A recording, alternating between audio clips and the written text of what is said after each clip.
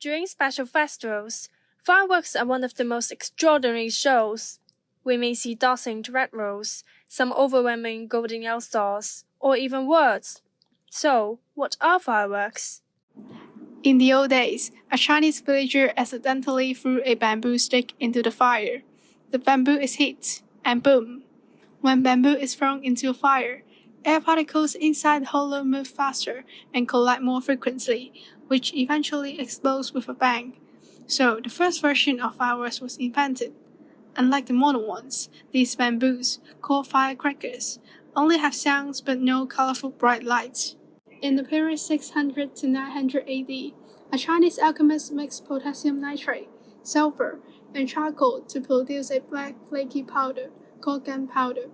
He filled paper tubes with the powder and inserted paper fuses to make firecrackers, which had a greater effect than bamboo.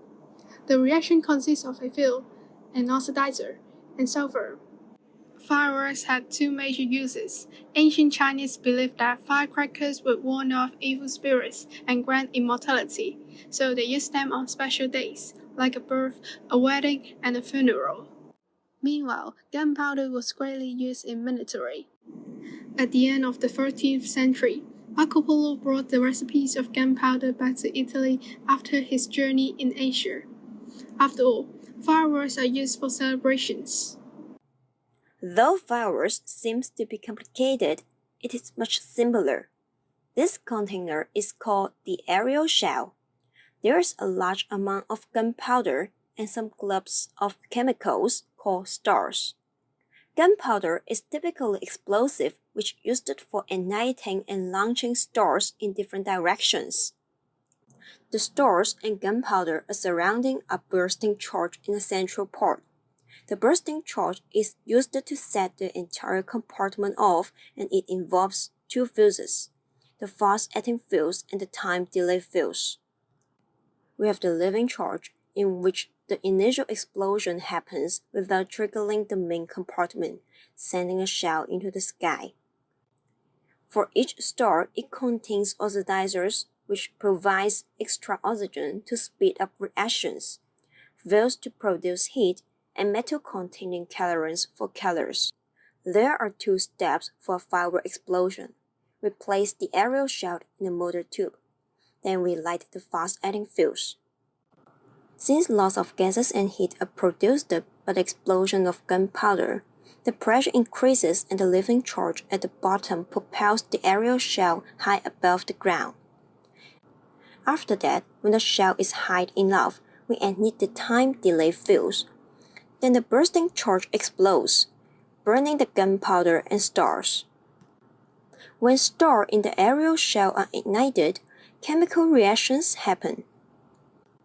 The heat causes the gases to expand rapidly.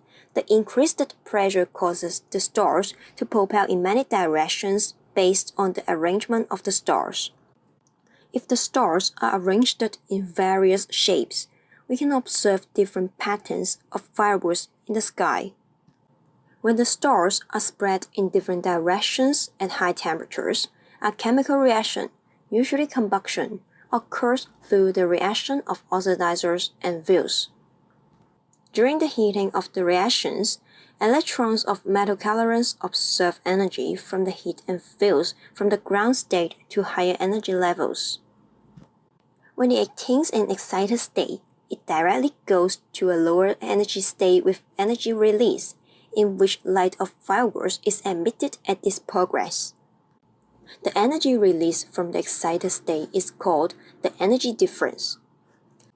As stars have specific metal-containing colorants, they have different energy release, causing them to burn with peculiar colors in the sky.